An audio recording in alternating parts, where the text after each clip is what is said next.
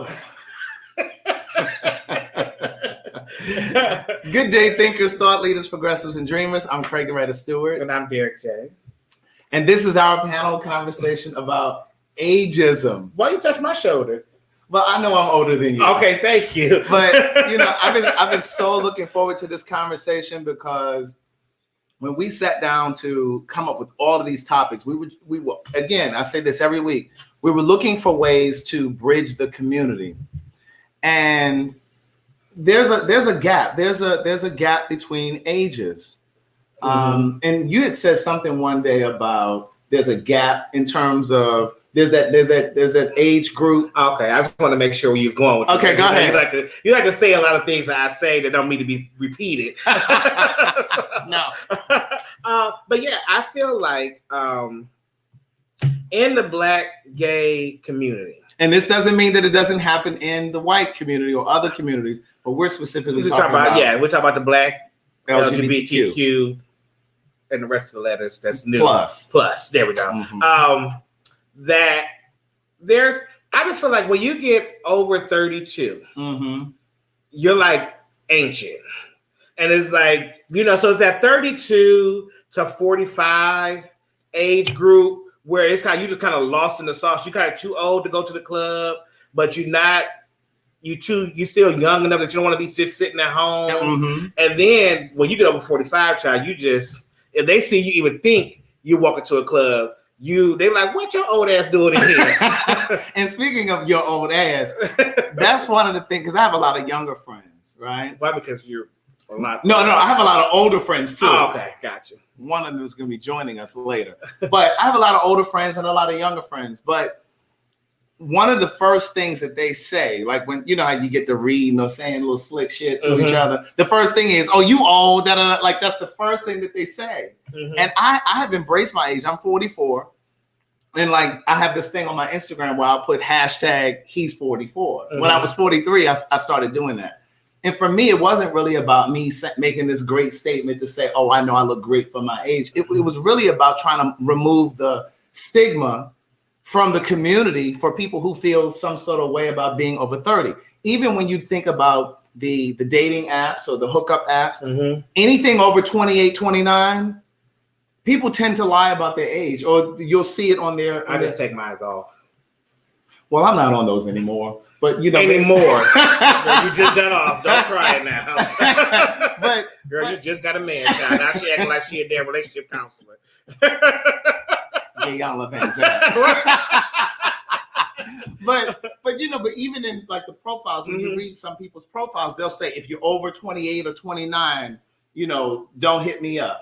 So I wanted to have this conversation because for me, it's almost like we wanted to have this conversation. You know, Craig like to make everything about him, but yes, no. It's okay, but go ahead, finish up. But we wanted to have this conversation, but the reason that I wanted to have this conversation is because from my perspective, and this is not to offend anybody, a lot of Black men, regardless of sexuality, because this is not just limited to LGBTQ, but also Black men, period, in general, suffer from what is called the Peter Pan syndrome. Mm-hmm. This fear of wanting to grow up, not wanting to grow up, and this fear of participating in behaviors that keep you youthful and keep you young. Mm-hmm. So I wanted to have this conversation because, again, when my young friends or whenever people call themselves trying to read, it's like, oh, you're old. And I'm like, well, girl, do you plan on dying at 27, 29? Like, do you plan on leaving the earth? Because if you plan on staying here, you're going to get to 44 too. Right. So with that being said, we put together an amazing panel of beautiful people. Absolutely. That want to have this conversation because once again, people from the outside looking in, people think that we in the LGBTQ not lifestyle. Yeah, don't. That's what I'm saying. Community. I got it. I was just, okay. Go ahead. Yeah, Craig, give me a second. But they think that we live this fairy tale life. We don't have any of these type of issues. They think that we're just young, gay, and fabulous all our lives. And it's like, you know, we get older and we go through those type of conversations, those feelings, those things, midlife crisis, those midlife crises, all those type of things. So we want to have these conversations with people today. Right. And I want to know from those of you that are in here that are going to join the conversation, have you ever had a fear of getting older? I've not had that fear, but I want to know if you guys have had that fear. And did you ever in your life covet your age? Because what I've noticed is a lot of gay men protect their age, or very more secretive about their age than women. That's something that women typically do, stereotypically. But gay men, in my experience, they don't want you to know their age, and they'll protect their age at all costs. And and I'm surprised, and we were surprised to get a big response back from lesbian women. I didn't know that was even a problem. I didn't know that was a problem for them. And this is why we have these conversations, because we're learning about the lesbian community, the trans community, because we got some trans people that responded to this, some gay men, some lesbians, non-binary. This was one of our biggest responses that we got. Yeah. So thank you guys for emailing. So as you guys see, I'm here with Craig today. We're not gonna let Craig do this on his own. If you was here 2 weeks ago, Craig was a hot mess, and I couldn't produce him from afar. So, but this is why, for those of you that are participating in the panel, this is why I pulled him together when I came through the door. But that's how we'll see. So, bam. Okay, so where we want to start at? Do you want to go down the line? Yeah, let's just go down the line. Okay, so we are going to pop up Tracy Lynn. Bam, there we go. Hey, Tracy. Hey, Tracy. How are you? I'm beautiful. I'm great. How are you? So, thank you for even, because like I said, we didn't even know that this was an issue in y'all community. For me, I don't have an issue. I've never hit my age. I'm very proud. I love it when I'm around a certain group of people at a certain age and they're talking about old people. Then I check them. So I embrace my age. As a matter of fact, can we ask what your age is? This coming Sunday, July the 19th, I will be the double nickels. Oh, happy 55th. Happy birthday. Thank you. And so I've traveled around the world and I've met so many people. And again, like I said, I don't walk around telling my age, but sometimes the age comes up. And I will agree with you guys, both the men and the women, younger. When they reach the age of 35, they're old, especially if they work in certain industries. I got to change my career. And I'm listening to this. I just went back to graduate school and graduated with a master's degree just 4 years ago. And so for me, I embrace growing older, getting wiser. So I'm on this panel. I'm going to be the one I'm all for getting older, and I welcome it. Okay. Now, you're all for getting older. Now, in your community, like I know, I go to speak from a gay man perspective, but we just know that it is a very harsh thing on us for getting older. So, do you guys get age shamed, and or do you feel like when you get in certain spaces, they look at you crazy, like, well, what is she doing here? Or do you have those type of situations for you? At first, I've entered rooms where people would get the looks, but then, and then again, I don't. Like, I'm a house set. I'm from Newark, New Jersey. I love dancing. So from my age group, my childhood friends, all of us, we still out there dancing when we can.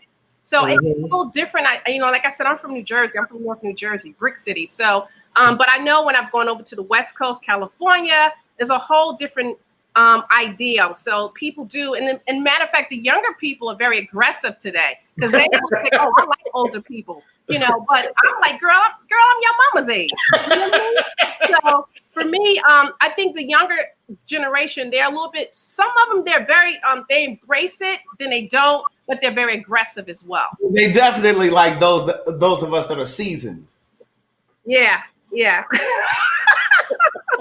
Now, speaking of dating, so now where are you in a relationship? I am very single. Okay, and then do you date younger, older, same age? I have dated younger and I have dated older. So for me, in my time right now, I'm just looking for someone that's mature, mentally, spiritually, healthy, and have a zest for life. But there is I won't date too much younger, than me. I won't, but I have friends who are in relationships and they're like 20 years apart. an age difference. Oh, wow. So for me, one thing about me, I'm attracted to intelligence, and that's what I meet, intelligent women, so. Now, where are you at? You're in Jersey. I'm in New Jersey, yes. Where are you in New Jersey? Okay. I'm from Newark, New Jersey, yes. All right. Well, thank you, Tracy, for that, girl. You got me feeling good to become 55, child. Rob Craig, old ass, and he be making me feel like I don't want to get old. But talking to you. Yeah, listen. Both my grandparents and great grandparents lived to be over 100. So I asked God for my health because I come from good stock. So I'm gonna be here for a minute. Well, thank you very much. We're gonna drop you down and we're gonna bring you back up again, okay, babe? Okay, huh? Hello, Kevin. I'll take a mute. Unmute. There we go. Hey, Kevin. Fantastic to see you both. I'm in awe because I'm a fan of both your content platforms. Thank Here you go, Craig. Oh, he was. If you weren't gonna do it, he was gonna do it. It was a pleasure. So, Kevin, have you had a period in your life, maybe in your 20s or your 30s, where you feared getting older? I think I'm on the same page as Tracy Lynn. I have always embraced my age, and I looked at my aging process as the educational process for my life because, my 20s, I was wild. My 30s, I was settled. 40s, I was focused. And now in my 50s, and I'm here to tell you, life gets better at 50. It's exciting. I mean, because you really know yourself. And I think that's the blessing. And one of the things that I've said for a long time is like your 20s, you're living outside of yourself. You're reaching and grabbing and trying to make things happen, trying to pull things to you, whether it's career, education. Your 30s are about getting things on track, and your 40s really are about things really starting to manifest. Absolutely. And I guess if I had to say anything about the aging process, it's in the Black community, Black gay community, I want to be careful because it's not the Black community in general, because aging is a sense of being revered. Because I noticed of late, I seem to attract a lot of 30-something-year-olds. And of course, some of them are looking for the daddy, but many of them I'm finding in this millennial generation, there's so many that are so smart and they're innovative and they like to bounce their ideas off of someone who equally has had professional experience, education, down the list. And so it's a great engagement. Now, would I date a 30-year-old? Probably not. But it's fun to have that type of engagement. Right. Now how old are you, Kevin? I just turned 59. Oh wow. You well into your 50s. You about to be 60. Oh, Derek. Look. Now the man said he just turned 59. You actually turned 60. But you know what? Age to me is just a number because I look at myself in the mirror. Yeah, I got a little salt and pepper in the beard, which I love, but it's all good because A, I'm here. B, I'm very focused on who I am. And I think once you reach that self-awareness, you generally attract those who are like-minded. And so it's never been an issue to me. I think I have those moments which you all can relate to with people who are your peers. I got friends of mine who are my age trying to run around with 20-year-olds. And to me, that looks as silly as, as you can imagine, because they have that issue with their age. And, it's just foolishness to me. Just embrace yourself, be yourself, and everything is all good. And just as an FYI, I have my phone here, but these are my notes. So I'm not text message because we got some feedback one time before somebody was trying to let me have it, thinking I was reading messages. So my question for you, Kevin, is that so what I have learned. Well, I'm 38, and so in that realm in your 30s, it's really hard finding your place It's fine. Like, were you still finding where you were at? Like, when did you know who Kevin was? Like, at what age you was like, you know what, I can stand in who I am, and this is where I'm gonna be, and I'm fine with being that person. That's an excellent question, because I would probably say, for me, it was at 35. Actually, 35 was the age where I had gone through college and graduate school, was in my profession. And I was secure, and I had a path of where I wanted to go.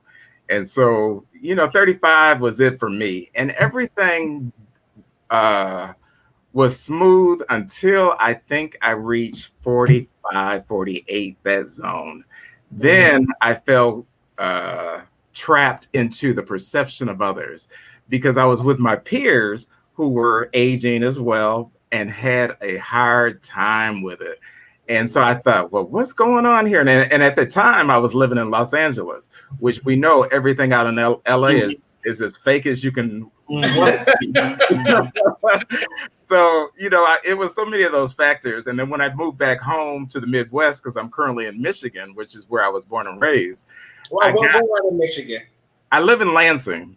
I'm from Toledo, Ohio, so I'm a Midwest boy too. Fantastic. But we share the same values. Yes. And so, it's just been it's just never have been a issue for me, because again, I think I was blessed with a family support system that, when I came out, and I came out actually to my family when I was 30. And so, that was a major experience. And, I didn't know which way it was going to go, but it went to my favor, because my family looked at who I was and not what I was, and loved me ever since. And so I think with that foundation, I didn't have insecurities about, my age, my looks, or anything like that, because, that's your problem, not mine. Yes. Well, thank you, Kevin. We're going to drop you down and bring you back up. And next we have Leah. Hi, Leah. Take your mute off. Mute off. Y'all can all unmute yourselves now.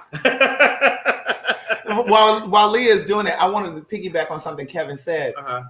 35 was when that shift happened for me too. It was like I was really firm. And one of my good friends told me that 35 was going to be amazing. He said, because you're clearer about who you are. You're less of a people pleaser, because I think we all have that to some degree, some more than others. And he said, once you get to 35, you're not really going to care as much. But I remember when I turned 30, when I was about to turn 30, or when I had just turned 30, I had a friend whose birthday is exactly 6 months after mine. And I remember around that time when people would say, so how old are you, Craig? Before I could even say my age, he would say, oh, Craig's 30.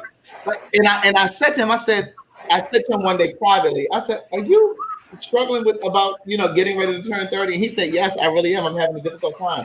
But I knew that was the case, because he was always so ready to let everybody know that I was older than he was. But go ahead, Leah. Hey, Leah, how are you, baby? I'm good. I just wanted to say first, thank you both for allowing me to be on your platform, and it's a blessing and an honor. Well, thank you for being here. Thank you. But so do you mind sharing your age with us? Not at all. I am 53 years old. Okay. From Chicago. Just like Tracy said, I come from a good stock. My great grandmother lived to be 107. My grandmother, who is still alive, she actually just fell and fractured her pelvis. She is out of the hospital, at home, doing well. My mom is here, who is 80, is taking care of her. She's about to go back to Texas.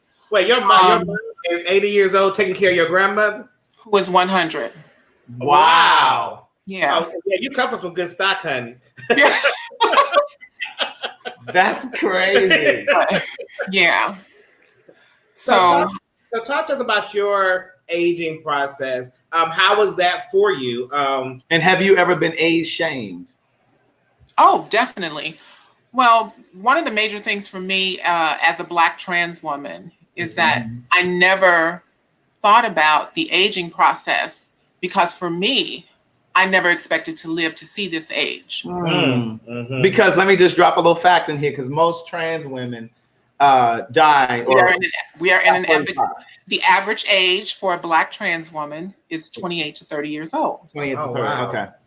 I didn't know So with me, in my process of growing up and experiencing life, I never had an older trans woman to look up to. You know, I didn't see those examples of Black trans women in the workplace. You know, on occasion, you would see one of the girls behind the makeup counter, and that's where, you know, most of my career was spent as a makeup artist, you know, behind the makeup counters in the major department stores. But,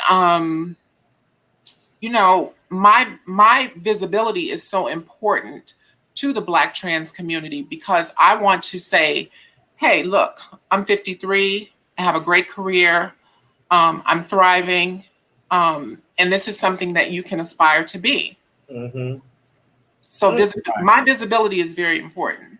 No, yes, it is. So your situation is so layered. You know, it's so many. I gotta come back and talk to you on my own. Look, I was just sitting here thinking. I don't know if you're aware, but we did a panel with trans men and trans women, and I was just sitting here thinking, like, God, I wish you could have been on that panel. Yeah, but it's you have so many layers to this conversation, because not only are you that you were aging, you're aging, but you're aging as a trans woman. So it's so many just layers to that I don't even know where to start. Well, because, you know, here's for me, and maybe you have the answer for this. I've always wondered, with respect to trans women who start to transition at 18 or 20 or whatever the age is, do you ever think about, quote unquote, maintaining or whatever by the time you're 50 or 60? Do you think about the long-term part of that? I know you said you never really thought about it, because trans women don't typically, the average lifespan, Right. You didn't have a demonstration of an older trans woman, but did you ever think about, I don't know, being an older person? Well, not until the development of my career in the beauty industry, you know, being around all those people who work in skincare, who work in makeup, you know, and I'm also a performer. So I've been a performer for 30 plus years. So, and when you do drag and you perform, you know, the way that you look is kind of connected to how you earn a living, how you get paid. Right. So if you look good, you continually get the bookings, you know. So it's just like being an actress, you know, it's about upkeep.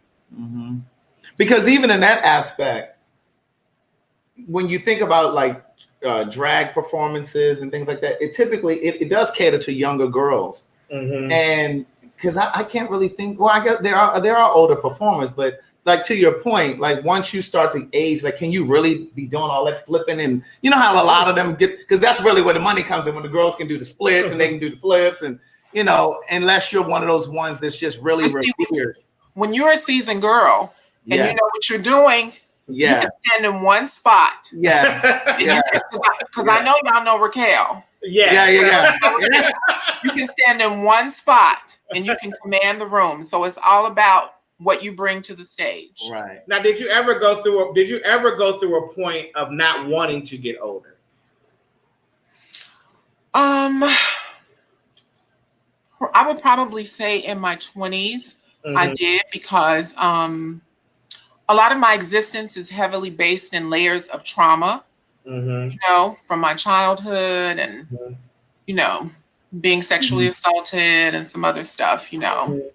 So, yeah, there was a time, but I mean, you know, when you grow older, each day for me is a new journey of self-discovery. You know, it's beautiful to learn something every day, whether it's something very small or a life lesson. It's beautiful to learn. So how did you get over that obstacle of fretting getting older? Like, because I know you're saying you can appreciate and you have gratitude now, but how did you get to the point where you could see the blessings in the small things and getting older and the wisdom that comes? How did you get to that? I kind of draw that from, you know, from the maternal figures in my family. You know, seeing my mom and my grandmother, you know, my great grandmother lived on her own until she didn't go to the hospital until she was 99. For the very first time in her life, she didn't go to the hospital until she was 99. So those types of examples let me know, you know, that's the kind of woman that I'm going to be. Mm-hmm. When I started my transition when I was 17.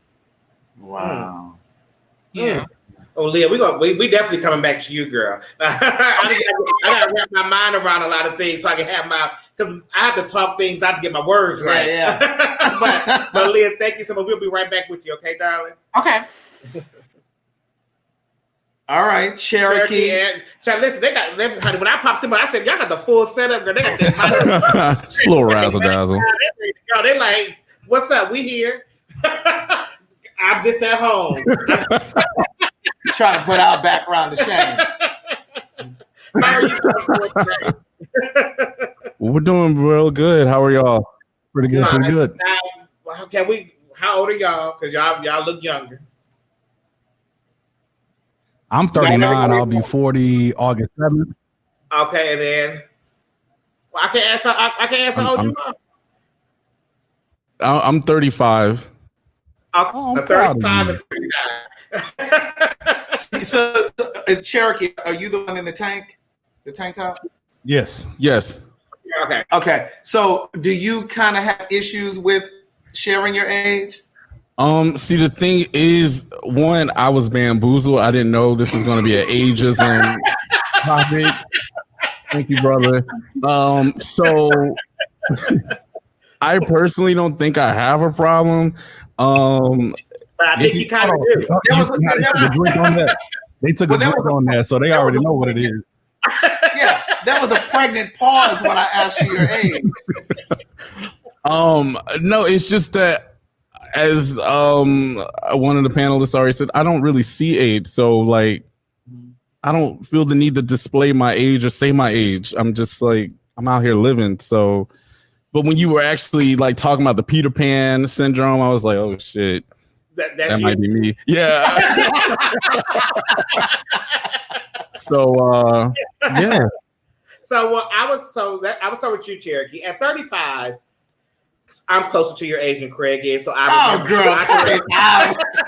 can remember. I'm closer to you guys. I can remember back then. I remember 35. Do you feel displaced? Meaning, like when you want to like. I still like to go to the club, but when you get to the club, you're like, why am I here? You're like, like, I'm not supposed to be with you. Yeah, I do feel that way. That's why I don't do the clubs anymore. But I do like to think that I'm in this great medium where I can date up and then I can also date below as well. Mm-hmm. So it's like I have that happy medium, but like going to places like that, I feel out of place. Yeah. Mm-hmm. Now, Shamar, as far with you, are you comfortable in your age of being 39? Oh yeah. Okay. I embrace it. You said what? I embrace it. Okay. Now do you have this place? I just feel like that middle age. Mm-hmm. It's like that age of 30, 34 to 45. It's just like we have no space really. It's like you're too old to go to the club, but you're really too where y'all from? Charlotte, North Carolina. So have y'all been to Atlanta? So y'all know. Oh yeah, always. So, like you're kind of too old to be at the club, but you're also too young to go to mix and listen to house music, you know. So it's like you're not. So you don't have no real place to really kind of be at. So like, what do you do in life? You stay your ass home.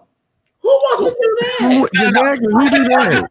But no, I think that when you're in that middle ground, which is what I'll call it, I think that's when you do more traveling with your friends with means. Because when you're in your 20s, you don't typically have the money to do stuff like that. Yeah, when you're in your 30s, you got friends that ain't got no money to do that. Period. but then I think you also do like dinner gatherings and cocktail gatherings with people at the house, and it's not to say that you can't go to the club, because I just grew out of the club when I was approaching 30. I was getting to that point where I really didn't want to go to the club as much anymore. It doesn't mean that I didn't still go from time to time, but it just wasn't my thing anymore. But for me, I noticed when I was going to the club, and even if, like now, going back to the whole Peter Pan syndrome, it really kind of fascinates me when guys that are like well into their 40s or 50s, and they're at the club and they're trying to dress like they're 19 and 20. Well, yeah. Like with the throwback jerseys and the real colorful fancy sneakers and the pants hanging down, and you're like, what's going on? You really don't think these kids think you're their age. You really don't think you're fooling anybody. So for me, it's just I just sometimes feel like for us, with respect to Black gay men, sometimes it's almost like we get stuck in a cycle and we don't evolve fully through certain areas in the community, whether it's the club scene, the ball scene, the sex party scene for those. But yeah, I just feel like there are spaces that some get locked away in, and they don't fully evolve through that. So Shamar, so you said that you're comfortable in your age. So when did you find that comfortableness? Yeah. So answering that question that y'all originally posed of were you ever scared to age or get older? So I would say probably in my early 20s. The first question I asked was, well, when I get old, who gonna wipe my ass? Being gay, don't have no kids.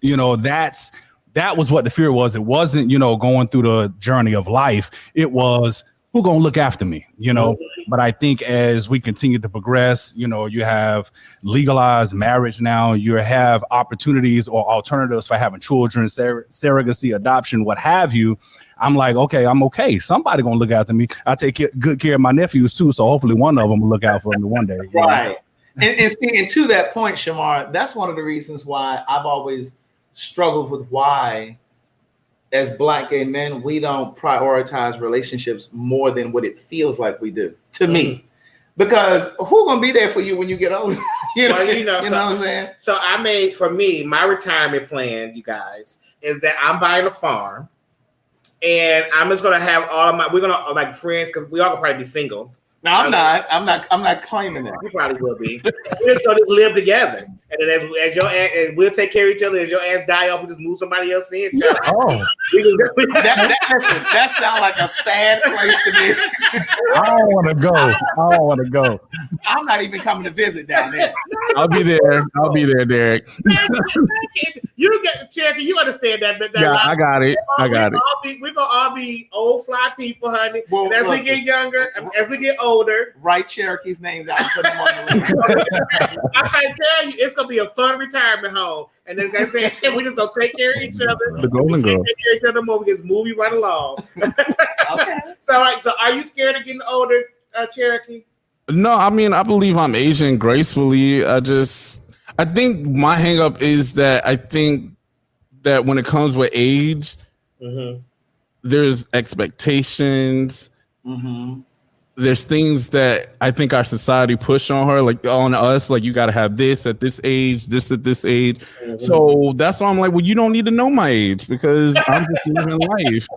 And I think that is part of the reason why people covet their age, because they feel like we start to grade ourselves in comparison to other people and feel like, well, if I don't have this degree or that degree or this amount of money or this home or this car, I don't really want to acknowledge my age because I haven't really acquired all of the things that I think that society says I should have at this point. Well, go ahead, Shamar. Real quick, I just want to add this is my little brother, and he said I bamboozled him. But the reason why is because he was dating his boyfriend. What are you? Yeah, he mad now. Go on and tell us, Cherokee. Spill the tea. Now I'm going to exaggerate and say it was probably 2 years, but it probably was like a year. And I'm the one that had to tell him how old he was. Oh, you were dating somebody for a whole year? They didn't know your age? What are we doing? So let me rewind. So going back to what I originally asked you was, you do have an issue with telling your age. Come on. No, it's just that if you ask, like, if you're like, Cherokee, aren't you 30? And I'm like, yeah. Well, I'm 30 plus, but yeah. Okay, wait. So how old was the boy? Not being real, though. The man. Oh, the man. Oh, come on, somebody, correct me. 28. The boy. Okay. Oh, the man. Man. If he's old enough to sit at the table, he's old enough to eat. So he's a man. No, sweet. It's a lot of boys acting like men. So, but and that's not limited to age because I know. Thank you. That's any I age. know some 40, Well, that's 50-year-old boys. But that's why I choose to date older because I tried to date older and they was full of shit. So I was like, I might as well date me something young and fine, honey, with a nice body. They can be full of shit. To date some old ass man full of shit. All of them are full of shit. We about to drop y'all down. We're gonna bring y'all back up, okay? Thank you, guys. I can't wait to get to some of these young folk down here on this bottom row. We coming down there. I've been saying, listen to me. If I'm gonna date you, because I tried to date older, I was like, you know what? Well, what was older for you? Well, for me, I was 33. He was 44. Okay. You know, so I was like, okay, I'm gonna date older. Let me see what this is all about. And I was like, oh, you're full of games and shit too. I might as well keep playing with these kids over here. See, that's that Peter Pan syndrome. Let's talk to John, please. Okay. John Jordan. You, how are you doing? Hit your there we go. There we go. I'm good. Okay. Good. How are you? I am doing great, and I turned 50 in May, so Happy birthday. thank you very much. Go ahead. So have you experienced like ageism or where you felt like people judge you based on your age or you excluded from things? I think the biggest thing I've experienced is people having expectations of what a certain age is.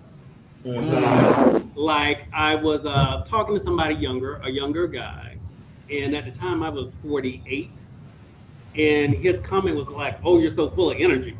And how old he was 33. Oh, okay. He was younger. He was 33, and I was like, "Well, what am I supposed to be?" You know, I'm 48. I'm 48, and I'm not 78. You know, so I've experienced that, or people thinking once you get to a certain age, you're not supposed to have aspirations or things you want to accomplish in life still. I still have things that I want to do now at 50. I still want to do things that I didn't do at 30, you know? So, and I always give examples. Colonel Sanders didn't start KFC until he was 65. That was his retirement job. You know, Martha Stewart didn't become who she is until she was 57. She had a whole career as a stockbroker. And then she became this lifestyle person. So there are plenty of people. Warren Buffett didn't make his first investment until he was 50. He had worked a regular job. So it's a lot of, I think, expectations or ideas about what a certain age is, which I don't buy into. I feel like I always have, and physically, mentally, I definitely feel better. I'm better in every way, actually, financially, spiritually, everything. Now, did you go through a point where you didn't want to get older? No, because I think I'm like Leah was. I came out as a gay person like the beginning of 1989. So I came out at the first wave of the AIDS epidemic. At 18, I did not think I would live past 30. So every year for me past 30 has been great. Because I mean, that was my expectation at 18 years old. I didn't think I would live past 30 years old. Because when I came out, AIDS was a death sentence. People usually lived a year or two. They were dead. And I just thought at that time, that was my fate, you know? And so no, I've never feared getting older. And definitely now at 50, I do not fear getting older. Well, thank you, John. We're going to bring you back up and do a roundabout in a second. Okay. Thank you. Ty. Hey. Oh, you missed it. How are you? I'm good. How are y'all? We are well, thank you. Now, how old are you, Ty? I am 34. Why I will be 35. I want to know why you looked over to the side before you answered that. I caught it. You know, you just want to catch stuff. But I am 34. I will be 35 at the end of the year. Okay. And how do you feel about aging? Have you ever feared getting older? Do you fret getting older? Have you felt displaced, if you will, from the community because you're over 30? I will say, kind of piggybacking off of what the gentleman said earlier, one of my things when I was younger and getting old, it's not that I feared it, But it was one of those, dang, you know, I'm gay. When I get older, who's going to take care of me? Am I going to be alone? That's what I associated with the fear of getting old. Mm-hmm. I can say within the last few years, I've done better with that, because I can honestly say I'm in a space now where I'm okay with saying, oh, I'm about to be 35. And I know to other people that's considered old. And I'm okay with being old. So that's where I stand now. But it took a while for me to get here. But isn't it crazy that you consider 35 to be old? That's foolish to me. That's foolish to me. And you know, and but that's what it is. And interestingly enough, I had this conversation. I think it may have been when we were putting together these topics. I had this conversation with my mom, and she said, and I was talking about, you know, the fear of getting older, and she said, "Well, do you have that fear?" And I said, "No, I don't have that fear. I've never had that fear." But I said, even if I'm single and I'm older, I've always had that kind of personality that draws people to me. So even if I'm not in a I'm trying to say something that might help somebody else. What I'm saying is, even if I'm not, wait. Once again, y'all, if y'all make me stop. Once again, y'all, if y'all always turns it on him. And how we all talk about Craig all the damn time? It always end up about Craig. How Craig is amazing. No. Craig has degrees. No. Craig writes books. That's not what I'm saying. Craig, I don't care about getting older because I attract people to me. So I ain't gonna never feel Okay, that's not how I meant right, that. But go ahead. But no, what I'm saying is, I've never feared growing old alone because you're gonna always have a man. Like no. Like many of you who can relate to what I'm saying, you have that kind of personality where you draw people to you. So even if you don't have a romantic relationship, you'll have great friendships around you. Oh, okay. That's what you was going getting at. But you will be surprised that sometimes, even outside of relationships, you have issues within friendships with the age too, because it's not easy, you know, going out and hanging out with younger crowds. We have to hang out with our age group to feel comfortable. We should feel comfortable going anywhere and just enjoying one another despite the ages. But so now for you, do you go to places and feel displaced sometimes? Do you have people in your friend circle that call you old, or what's the word? What's the word? What'd you ask her? You get age shamed. Yeah. Do you have any of those issues? I don't have many friends because I don't like people that much. But the few people that I do fool with, some every now and then they crack the jokes because I am older than them. But it doesn't bother me. I can say now I'm okay with going out and not feeling some type of way. But I did stop going to clubs and bars because I was like, how am I going to fit in? But it took me being confident within myself to say, I don't care if I don't fit in with them because I'm not really here for them. I'm here to have a good time for myself. So I think, I'm listening. No, go ahead. No. So you think what? I think oftentimes when we think about the whole age issue, we tie that in with our own insecurities in a sense, because sometimes it's not what other people think, or they aren't really worried about our age, but we're so caught up in our own head, like, man, I'm about to be 30, I'm about to be 35, and I'm not where I want to be. And we put ourselves in these boxes. But oftentimes we do it because that is the norm. That's what is expected in a sense, you know? Now, you say you don't really too much care for people, so you either must be a Scorpio or a Capricorn. I am a Capricorn. I figured. Okay. Only fool with a few. Right. You can circle small. I'm going to drop you down, Ty. We'll bring you right back up, okay? All right. Craig, so we got 2 more people left. Yes. Now, I want to challenge you to not make either one of their conversations about you. Well, they're younger than me, so I'm sure I've lived through something. I know, but can you just try? I'll do my best. Please. Okay. Hey, Kyle. Hey, y'all. Hey, Kyle. How are you? Oh, here we go. I'm doing well. How are you? How are you? Good. Now you look real young, kind of. How old are you? 25. 26. I can come to them ages. Well, because you like them young. That's why. See, now let me clarify that. The people always say, especially the people that watch my lives, they always say that I like guys that are young. That's not true. They gravitate to me. But what happens is when you collect them. When I was 26, no, I don't. When I was 26, I dated older. Like I dated guys that were like 9, 10, 11 years older than me. But again, now that I'm the older guy, it's almost like the guys that are my age. Then I asked him not to make this about him. Well, you open that up. I didn't open it up, but anyway. But go ahead, Kyle. So 26. So now you are considered still the prime of your gay life. So how do you fit into this conversation, Kyle? So my experience with my relationships, as they relate to kind of platonic friendships, but also romantic relationships, I've always been around people that were older. Even when I was in grade school, I kind of always was welcomed by the upperclassmen.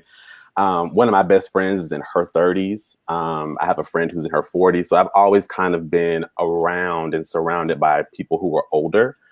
Just because, ironically, I've always found their conversations just to be have a little bit more depth. And I just resonated with them more. I also have been told I have an old soul. I'm not your stereotypical 20-something-year-old. I'm a homebody. I'd rather go to a kickback rather than like a club or something like that. So in that regard, I don't fear getting older at all. I've never feared getting older. I look forward to it because I just feel like there's just so much left for me to experience and that could enrich my life that what's the point of it's inevitable. You're going to get older. We all should hope we would get older rather than be, taken out of here early. But yeah, I have no quarrels with it. So now, as far as dating, so do you date older? Yes. How much older? Craig ain't single, so I don't know. No, I'm not single, so I'm not asking for me. Okay, I was gonna make sure. No, it's fine. I'm not single either, so it's all good. Okay. But it kind of just depends. I don't think I would date someone who is like 20 years older than me. So you're 26. How old is the guy that you're dating now? He just turned 38. Oh, okay. Oh. That's 10 years old. Let's see. So now, do you find? So how is that for you? Do you find that y'all have things in common? Do y'all have a good conversational relationship? Do you have daddy issues or anything? I dealt with them in counseling, so now I don't. Okay. That was a good question. Girl, we need to have a therapist here to be asking questions like that. Well, no, that's a good question. He went to therapy, so he knows. I mean, it was a good question, but I mean, neither one of us are certified. And ironically, with the daddy issues, it actually had nothing to do with my romantic relationships. It had more to do with my friendships and how I do friendship. I'm very invested, very present, very involved, and everyone wasn't that way. And after going through counseling, I realized that I kind of had this expectation that people would at some point leave. And so I kind of was just waiting for that to happen. And when I'm very open, and I feel like I give people that disclaimer, like if there's ever an issue, you can talk to me. I'm open book, but people just kind of like to phase themselves out of your life for whatever reason. And I found that to be difficult to understand. And having gone to counseling and all that stuff, I realized that it had to do with dad stuff. But so you're saying you had some sort of like abandonment issue because you had a fear that people would leave? Yes. And not just leave, but leave without explanation. Conversation. Yeah. Mm-hmm. Okay. So we're gonna, but thank you for giving another insight. We want to have somebody that's 26. We didn't know where you're gonna fall in this conversation because because a lot of people we was going through in this moment, you fit into the categories of youthfulness and being in your prime and in your space. But you gave us some good insight on that, and I appreciate you for being here. I do have one more question for you. So since you typically date older, have you ever felt ageism in the reverse way, where older guys are like, oh, you're too young, like, you know, I can't relate to you, or your mentality is going to be too young. And because I'll be honest with you, there's a point where I didn't want to date too young, because there are things that I think that enrich your life as a young gay person, like when you're in your 20s. Like, you should be going to the clubs, you should be going to your gay pride events and doing all those things that we got the chance to do. But at 44, I'm not interested in someone that wants to still do all of that kind of stuff. Not because I would ever tell you, no, you can't do that. Because I don't think that love is ownership or control. I think love is freedom with clear boundaries for the relationship. But I just think that, you know, being able to do all of that is kind of like a rites of passage. And so I would prefer to be with someone who either doesn't want to do those things or they've evolved past that already. So have you had that kind of reverse kind of thing where older guys have felt like you're too young or you're not established or whatever? Yeah, I've had when I was dating, I did have a few experiences where either conversations would kind of end at, well, how old are you? And, well, I don't know how this is going to work and things of that nature. But ultimately, I think at the end of the day, I think it does come down to who you are as a person at your core. Like, what are your values? What do you see for yourself in the future, regardless of where you are in the future or the state of your life? You know, what are the things that you want to work towards, goals that you have, you know, your passions and all of that kind of stuff. I think that has a lot more stock in how enriching a relationship between two people can be, rather than just the age. Because, as you know, a few people have said who've spoken before me, I think also, Derek, you mentioned this, you were like, there are a lot of boys trying to act like men, but also men who are acting like boys. So it kind of, it really is down to the individual, because sometimes you'll meet somebody who's in their 40s or 50s or what have you, trying to, you know, fulfill some kind of unfulfilled, you know, moment in their life where they're acting either my age or younger. And, you know, the reason I don't date my age is because I just don't find that I have as much in common. It's just the conversation is just different, and the energy and the vibe is just different. And so I think just older people, both friendships and romantic relationships, I just resonate more with that. Okay. Well, okay. Thank you, Kyle. We'll bring you back up for our roundup. In a second, we got one more person left. Let's make sure to charge up. Do your thing, Fred. All right, Kyle, we're going to drop you down and we're going to bring, is it Tiara? We're going to bring Tiara in. Hi, Tiara. Hi, you actually said my name right, because usually people get that confused 30 different ways other than my name. Right. Well, thank you for being on here. You're welcome. And so what are some of your experiences with ageism? I do remember your email. I don't remember all of the details, but I do remember getting your email. I'm unique because I don't look like my age. So it's a little bit harder and difficult for me to date. I'm 34, but most people think that I'm about like 18, 19, and that, I'm still flourishing and that I'm super young and I'm still trying to find myself and I'm doing this lesbian experience, you know, because everybody's experimenting nowadays, and it's, you know, it's harder for me to date because I feel like I don't fit with the older and I don't fit with the younger, and tend to what I attract is women that are looking for someone my age that brings stability to them.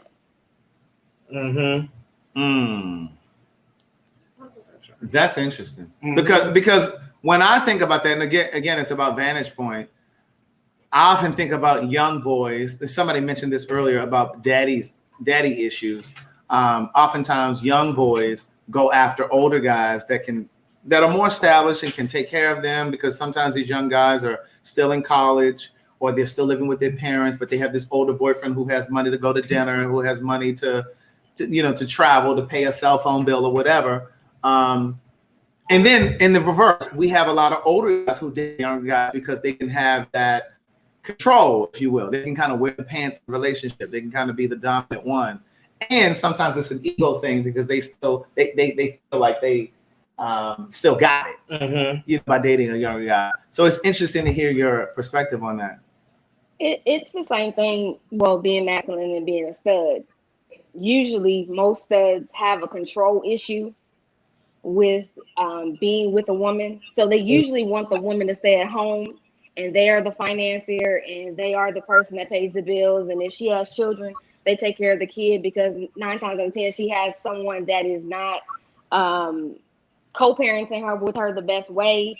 So usually I've dated, now when I was 22, I was dating somebody that was 35. So, and her oldest child was 18.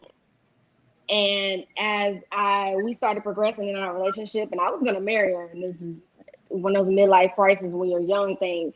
You think you're so quick and you're ready for the marriage and the being in a relationship, though. But then when you realize and you look back at it, at 22 to her 35, I wasn't mature enough for that. She had 3 kids. She was a ready family. It was a whole 9 yards. So I've dated, and then my last relationship, she was 28. She wanted to go out and have fun and party. I'm an old head. I act like an old man.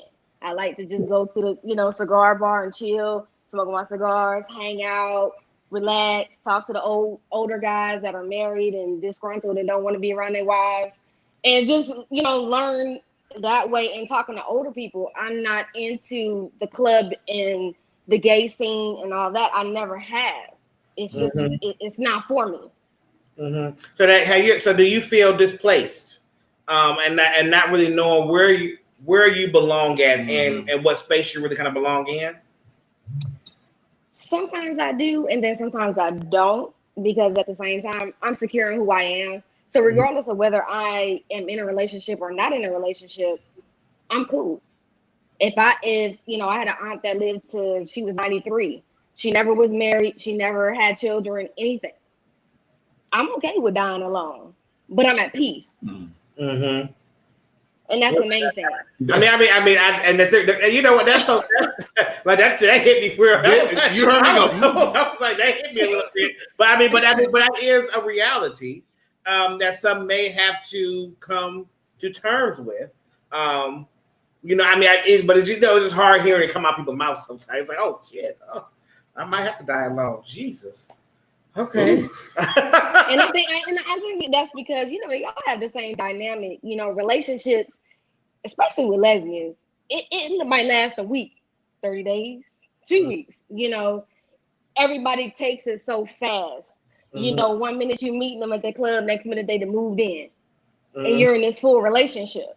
And so you never get a chance to really experience yourself. I think a lot of people don't really get to experience themselves. I think that's why I'm so comfortable. Plus I went to therapy, so a lot of people don't really find themselves. They look for love to appear and for it to heal.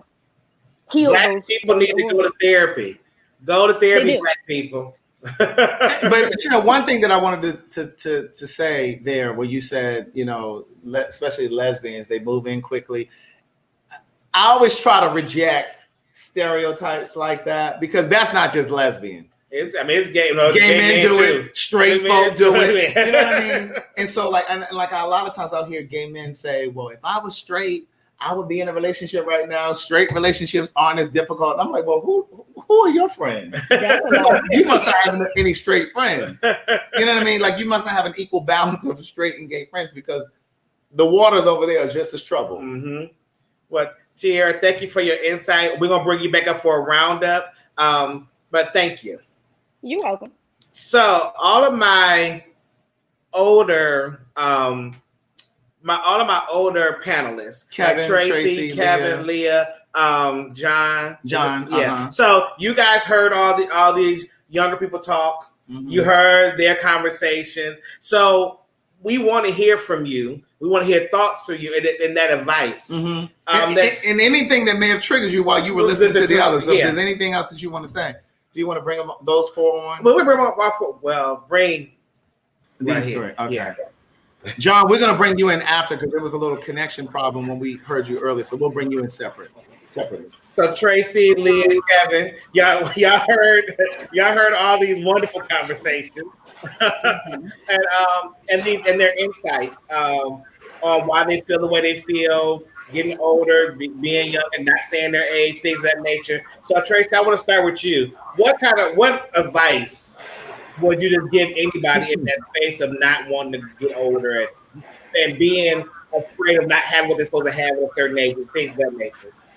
I would say that things take time. And first of all, you have to be comfortable in your skin. And for me, I'm not a follower, I'm a leader. So I think that whatever you put out, you attract. So if there's some people out there that's, afraid to tell their age, they really need to embrace their life and look forward to the future. And the second thing is that I think you should have self-love and self-confidence, number one. Mm-hmm. And again, I'm going to go back to saying that whatever we put out in the universe, it comes back to us. So like Kyle, I was very impressed with Kyle because he said that he is attracted to older because he learned. And I think that it's got to be a balanced thing, when it's two people. So it's energy, it's what you're looking for, So I just think that the young lady, the last young lady who spoke, she said some things. I'm glad that Craig kind of corrected the stereotype thing because that's a no-no, because that's not true. But other than that, like Kevin, Leah, we all said that, it's really what we come from. I think that makes a big difference where we come from. So whatever you want to be and how you want to live, be that person. And again, you will attract who you are and what you want. Mm-hmm. Kevin?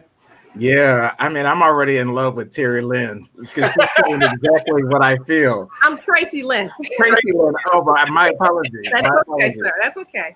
I think one of the things that I would impress upon, as you say, the younger panel is that we are all teachers, meaning that all of us can teach someone what to do or what not to do. And when you come into engagements with people, no matter what their age, your goal should be to get to know them. And that's where we fail many times in the gay community. And I love Tierra who just spoke, because I've been in that zone of getting into relationships without getting to fully know and understand that other person. And that's the one warning I would tell everybody. Get to know someone before you start making that long-term commitment. And then also, it's just like the old analogy, like wine. We get better with age. Yeah. I mean, at my age of 59, I have experienced all the changes that we've all seen on the books, from technology-related changes in government, gone through the AIDS crisis, and now we're going through the Black Lives Movement period. And so, we all have value, we all have worth.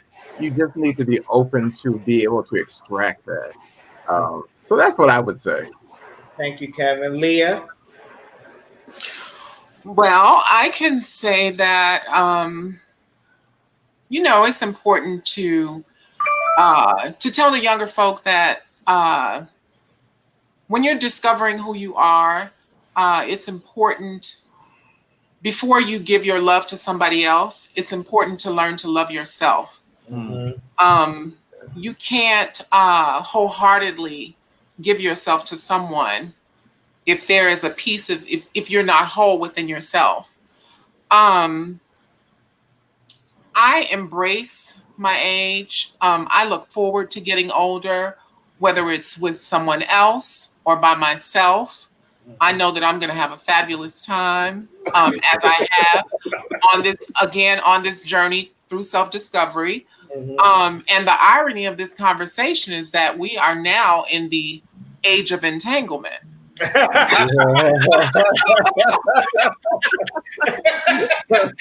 we are in this age of entanglement, and you would really be surprised at how many young guys. I'm only attracted to older men, because that's just me. That's just what I prefer, But I get a lot of younger guys who try to come at me, but it's not my thing, and it never has been. But it's important to just have a strong connection with your creator. Learn to love yourself before you give yourself to somebody else. Now, all you guys have the same thought process about loving yourself. Yeah. So I know, Kevin, you said at 35 you were true to yourself, but can I ask all of you guys, when did you, because learning how to love yourself is a whole nother different situation. And people say that, but they don't really tell you how. Yeah, or, what does that really mean? Or how long does it take? Or where does it come to? Because I think a lot of people beat themselves up. And I'm one of those people. I'm still at 38. I'm still going through the process of loving who I am as a person. But but you beat yourself up because it's like, I'm supposed to love myself at 20. I'm supposed to love myself at 30. Like, why am I going through a process of learning how to love myself when this should be something that innately is supposed to happen? You're supposed to love yourself. So my question for you three is, when would you say, if you put an age on it, where you can say that you can wholeheartedly say, you know what, I love the person that I am? So Tracy? For me, I would say when I was 30. Because I grew up in the church. My family, I didn't understand who I was. I always liked girls since I was a little girl, and all the little boys I liked when I was growing up, they were pretty boys and end up growing up to be gay.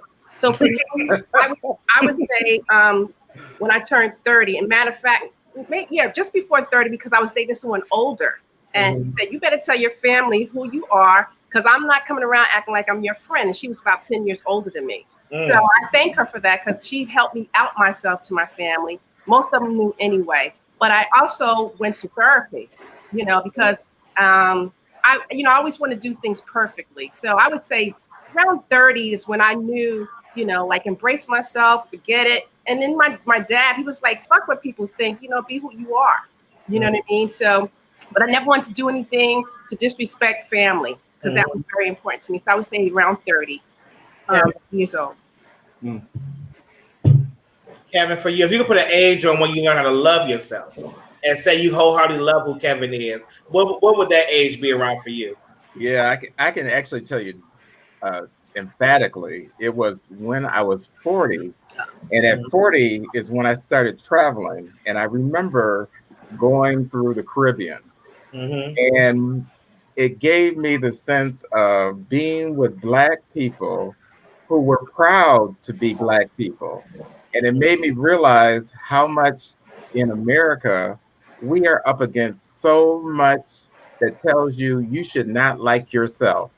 You should not like being a Black woman with natural hair. You should not be a Black man who can walk tall, be professional, and enter the executive suite.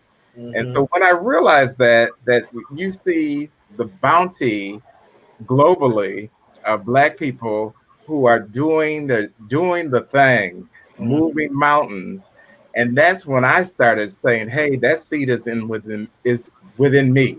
And so from that point forward, nothing in mainstream media has ever, tipped me, because it's not about me. I'm about me. And I don't let that dictate my style, my preference, the people who I'm around. Now, saying that, it sounds easy, but it was a process. And so again, if I had to give 20, 30-year-olds, even 40-year-olds advice, it's again to look within and realize that, particularly, and I'm just going to speak from the Black perspective, we are from people who survived. And so when you recognize that, you think about, why do we do the things that we're doing today? How can we be killing each other? How can we be going through this constant chastising within our own community, whether you're trans, whether you're a lesbian, whether you're an older gay man? All that is irrelevant. And so I think people need to start and stop and think. And I guess, and I'll close with this, is that this COVID experience in self-quarantine made me really evaluate my needs versus my wants, my strengths versus my weaknesses. And, the 4 months of being, locked up in my house, working from home, really had me thinking. And now I'm crystal clear. I'm crystal clear on the Black Lives Movement, of how the Black gay community needs to have a strong role in that. And we do. But it's ironic, because the Black community has always been the nemesis to many of us, because of the staunch religious, norms in our community. So I'm hoping we'll be able to bridge that gap. So I'm excited for where I think we're moving as a people and as a country, but we all have to get there, and we have to get there through self-evaluation and self-rejuvenation. So, it's an exciting time. Mm-hmm. and just to add to what you said, and then we're going to come to you, Leah. Okay. This whole idea of like self-love, I think most people confuse that with going to get your hair done or going to get your nails done. No. That's not loving yourself. That's pampering yourself. Mm-hmm. There's a distinction between those things. Absolutely. That's self-care. That's self-care. And I think loving yourself comes with something that Kevin said is when you travel, if you can travel by yourself, and it doesn't even have to be that broad. Something as simple as going to the movies alone. Like you have to discover what you going to eat by yourself. There are a lot of people that can't go to the movies or go to eat by themselves. And I don't mean go to eat to like a fast food place. I mean a sit down place with a cloth napkin, go to a hotel bar, sit at the bar, have a drink by yourself. Like that's how you get to know yourself and understand yourself. But go ahead, Lee. For you, if you go to an age of when you could say you wholeheartedly love who you were, what age would that be for you? I would probably have to say well into my 40s. I spent most of my 20s and my 30s being clinically depressed. I've attempted suicide before in my 20s. But it was not until, because I've lived all over the country, I've lived in all the major cities by myself. And discovered a lot about myself on the way. But I kind of mentioned this before in some of the comments in one of your other podcasts, that I kind of walked around in life wearing this coat of, I had on what I call this a coat of trauma. And I walked through life with this heavy coat on, and only until I saw the threads on the coat unraveling. Girl, you better speak with these metaphors. And I was able to see, the true me. But I see that now at 53 years old, I have an obligation to Black trans women to be visible. Yeah. It's very, very important now when Black trans women are being slaughtered at record numbers. It's important for me to say that I am alive and our lives matter. And so that you're here. Not until my 40s, that's when I started to really, really love myself. So somebody had asked earlier in the comments, why is it that Black trans women are their lifespan? What did you say the age bracket was? 28 to 30.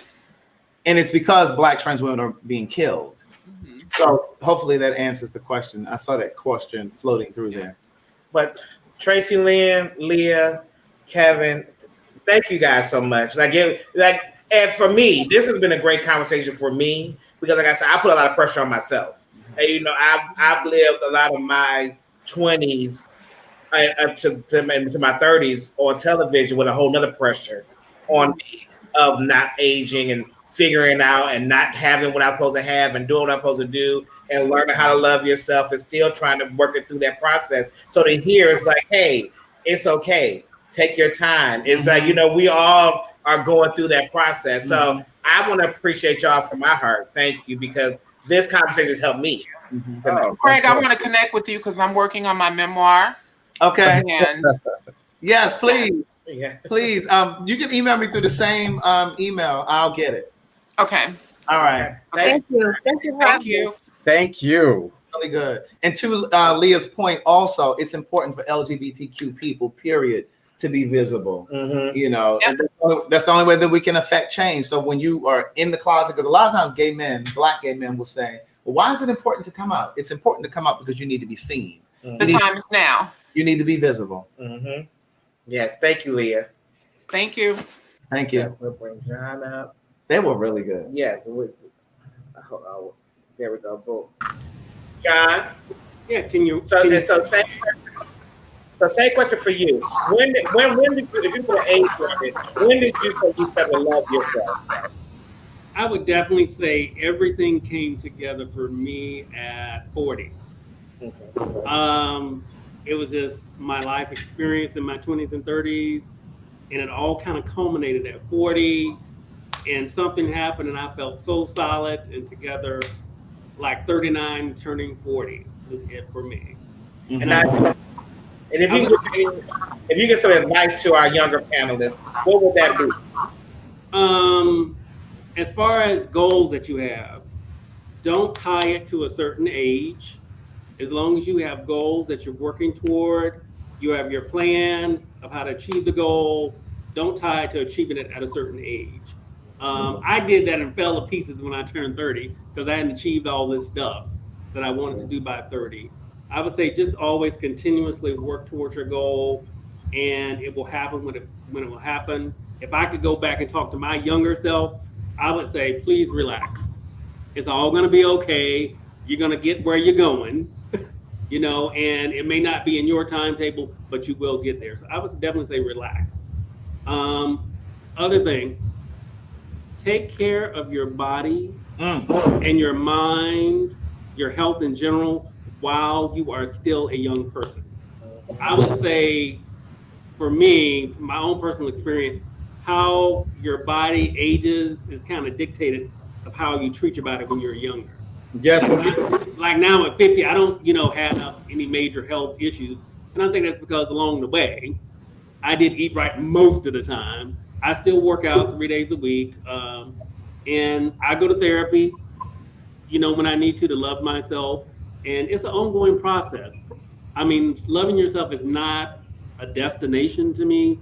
It's an ongoing process, a continuous process. So I would say those things I would say to younger people. Also for me, I am out and openly gay at 50, primarily now for younger Black gay men, to show that you can live your life and do everything you need to do, just like a heterosexual person can do. You can get to be middle-aged, elderly, and all of that. You're not limited because you're an out Black gay person. So those things have really helped me. And like I said, as far as aging, my life at 50 is the best it has ever been. It's the best it's ever been. Thank you so much, John, and thank you for being part of this conversation. Thank you, John. So bring all these whippersnappers up. We're bringing the youngins in. We're bringing all the youngins in. Any final words, young folks? Cherokee, are you okay? Do you feel at peace with your age? I'm getting a lot of wisdom. Thank you. Yes. So I want to ask you guys the same question because we hear where they came to it as far as loving yourself. So Ty, do you love yourself, or are you learning how you love yourself? And if you are at a point of loving yourself, when did that happen? I'm in the process of loving myself. Okay. I think based off all of the conversations, a lot tied into therapy. Mm-hmm. I started going to therapy about 3 years ago. And so around that 31, 32 age, I was really struggling. But I think therapy allowed me to get to know myself and heal. And so from that, I'm in the process of loving myself. Mm-hmm. Cherokee, what about you? Are you loving yourself, in the process of loving yourself, or where are you at in that space? Yeah, no, I absolutely love myself. And I would say in my late 20s is when I realized that. And I would my grandparents really helped me out with self-esteem and accepting who I am. Because I was really struggling with being gay when I was younger. So my grandma's really loved up on me, and just God made no mistakes. So that really helped me out with my esteem. And I found it early in my 20s. Mm-hmm. Shamar, how about you? I think that when I hit 30, so I had a relationship that ended. I ended it at 30. And somebody told me that, when you become 30 to 32, something in your brain just clicks. And for me, it was like 4 months after I hit 30, and it just shifted. I left that relationship. I did that whole self exploration. So I started focusing on my health. I was going to the movies by myself. I was going to dinner, and then I've been to 4 countries by myself in the past, 8 years. So I felt like I was doing a lot of self-love, healing myself, and working on myself. And it took my brother to tell me that I needed to do a little bit more work. Him being the younger one, I'm thinking I know everything. He told me to do a little bit more in the sense of being visible, because representation is important. Now, I'm not a closeted person by any means, but there's just not anything that I really talk about when it comes to my sexuality. So the same thing with what our climate is right now, to be silent is to be on the side of the oppressor. So the same thing with the LGBT community. For me, never, opening up and sharing and actually saying the words, I'm gay, or I like, whatever, is me being on that side. So give that visibility, because you never know, it could be somebody out there watching right now that can appreciate this. Absolutely. Yes, thank you. But see, to your point, Shamar, that's where that self-reflection comes, when you're able to do things like travel by yourself. And you may not have the finances to be able to do that, but it doesn't have to be that broad. Again, it could be going to dinner by yourself, going to the movies by yourself, just being able to spend, because you'll find yourself with yourself. That's the only way you get to it. If you're always around other people, you never really spend enough time to really get to know you. That's right. Tier, how about you? Are you loving yourself, in the process of loving yourself? How's that for you? I can say it. 31, 32.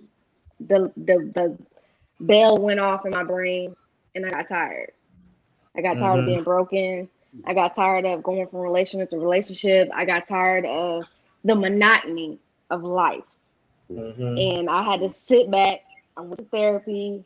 I started loving myself. I healed a lot of broken things within myself. And that's why I said I think I'm cool. I'm not stressed out about being in quarantine by myself. I've been working from home since March, and I actually enjoy being by myself. I'd rather be by myself than actually be with someone that I'm not happy with. And I think I've learned to be content with me. I can go to movies by myself. I can go eat by myself. I can go chill by myself. I can come home, and I know ain't nobody yelling at me or getting on my damn nerves. So for me, I'm okay. And I've told plenty of women, would I like to have a girlfriend? Would I like to have a partner, a wife? Yeah, but I don't need it. Kyle, how about you, the youngest one of the bunch? Are you? Where's your process with loving yourself right now? Right now, I have an appreciation for the value that I can add to different things. I was very much a people pleaser and just trying to fit in. I grew up as an only child, so it's interesting to hear the experiences and the backgrounds of other people who are having a hard time being to themselves, without, the external stimuli of other people and other personalities. It's like, well, who are you when all of the noise has kind of been quieted and you're just left with your thoughts and your emotions, and there's no distractions there.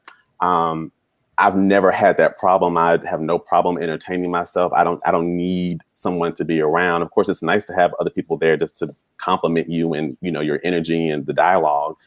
But when it comes to loving myself, I don't think that's going to be, a destination. It's just kind of a marathon. And with each phase of life, depending on the experiences that you have, the traumas you may experience, that can definitely change your perspective about what you are and aren't willing to put up with, what you are and what you aren't looking for, the things that did and no longer resonate with you. So I think we're too complex of a race to just kind of be boiled down to, well, yeah, I have it all figured out. I'm good. This is it. I think there's just so much more to us than we're even aware of and that we've even tapped into. So I've learned to change my perspective and change how I perceive things, because you could easily become overwhelmed and full of anxiety, and where you're like, I have no idea who I am, and I'm this age, or I have no idea what I want to be, and I'm this age, because so much of our life is already planned out for us, whether it's by our parents, whether it's by society, whether it's by, our friends or our own community, that, okay, you're going to go to school, then go to college, then you're going to get married and have kids and all that. Well, that's all fine and dandy if that's what you actually genuinely want to do. But until you actually explore who you are and what you actually enjoy, you're going to just find yourself in a monotonous kind of mundane and somewhat boring day-to-day life that you didn't even really sign up for and didn't know that you would subscribe to, but you just wake up one day and you realize, what have I done with my life? Who am I? And then before you know it, as people say, it's too late. You're kind of either at that age, whatever that age is, and you're kind of out of time, and so there's only so much you can do. So the earlier that I can love myself and the faster that I can love myself, I think the more that I open myself up to being taught and cultured and experience things. So. Okay. I want to thank all you guys for being a part of this conversation. I appreciate you, Cherokee. Thank you. Even though you got bamboozled. I appreciate you being here. And thank you guys. And we appreciate you. Thank you. Thank you. And thank you guys for watching, everybody that's watching. So we'll bring them down. Oh, let me bring you on down. I produce you, sweetie. You gotta act like you don't know how to work this. Bring everybody down. There we go. Now we're here. All right, so now we're here. Listen, we really appreciate you guys participating in these conversations again. Yeah. It really is about sending vibrations into the universe, and hopefully it will trigger conversations in your circles, and your friendships, and your family. And I personally have learned so much today. I mean, I guess I need to listen to your old self, tap into that wisdom, some of that seasoning. Speaking of that wisdom and seasoning, Brian Jones wants to give my first book to somebody on the panel, one panel. So if there are any panelists in here that don't have my first book, can you guys can see me? Is there somebody down there that would like the first book? And I'll send it to you. I just need your shipping address. So just drop your shipping address in the private chat. Drop your shipping address in the private chat, and I'll send it to you. But thank you for that, Brian. But our next conversation. Which one? I don't know. You have over there. Oh, I'm ready. I know you're ready. I'm ready for this. What's the next? Y'all ready for this next conversation? I don't think y'all ready for this next conversation. What is it? This next conversation is going to be on July 29th. That's 2 weeks from today, and it is bottom shaming. Oh yeah. Bottom shaming. Now that's for the gay community. For the gay community. Now women, you're welcome to look. Well, no, I should say that's for the gay and the trans community. Right. Let me correct myself. But anyway, it's bottom shaming. So if you'd like to participate in that conversation, what is bottom shaming, Craig? Well, you tell them. You would know better than I do. I don't make fun of people, for their sexual positions. Because I believe that, listen, I enjoy gay sex. Right. Oh, okay. You understand what I'm saying? When you talking about you in a partnership, I mean, because I really do think. Get off my phone. It shouldn't be going on while we're sitting here talking. I really do think that part of the reason that Black gay men struggle with longevity in relationships is because oftentimes we get caught up in sexual roles. Mm-hmm. So this conversation is about bottom shaming. So if you identify as a bottom, or if you identify as a top and you shame folk that want to be a bottom, you look down on folk that play or if you top role. that want to be bottom, that want to bottom and don't really and it's a lot of or if you're above, a lot of shaming. If you're above a certain height, because the gays will say you too tall to be a bottom, or you too manly to be a bottom. You're too manly. So we want to hear from you guys. Here's the email address. It's scrolling across the bottom. If you want to participate in that conversation, it is glmconvo@gmail.com. We would love for you to be visible, but you can also participate and not show your face on the camera. If you don't want to show your face. I mean, we would like to see you, but now, people, once again, I say this every week, and we're gonna say it again. Send a short email Sure. About how you can add to this conversation. 3 to 5 sentences. Because I'm the one reading these emails. Greg reads them. I don't read them.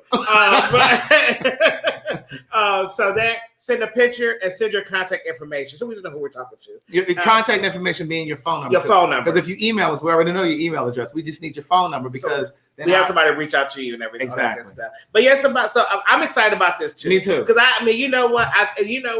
This may be when this came up, we had the conversation. This may be a reason why I don't have sex. Because Derek is asexual. I'm not asexual. Well, what are you? I just haven't had sex. That's a difference. I'm not asexual. I know what I like. You told me that you think you're asexual. No, I didn't say that. You told me you thought I was asexual. Oh. But what? Craig.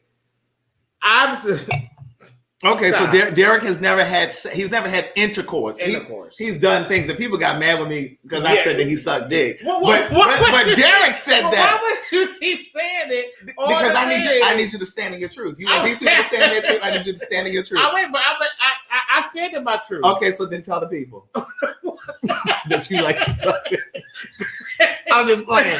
Listen, July 29th. We got these nice. You got me a big thing. We got these nice mature on the line. You want to sit here talking all crazy by the mouth? So, Jesus.